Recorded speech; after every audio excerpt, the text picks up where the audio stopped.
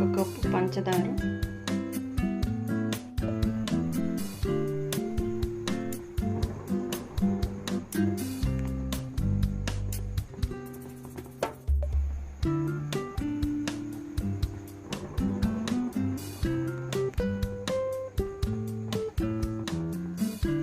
ఒక లీటర్ పాలు, 1 కప్పు పంచదార చిక్కబడే వరకు ఉంచి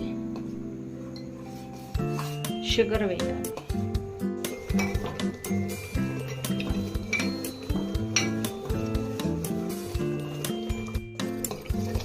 అడుగంటకుండా మెల్లగా తిప్పాలి.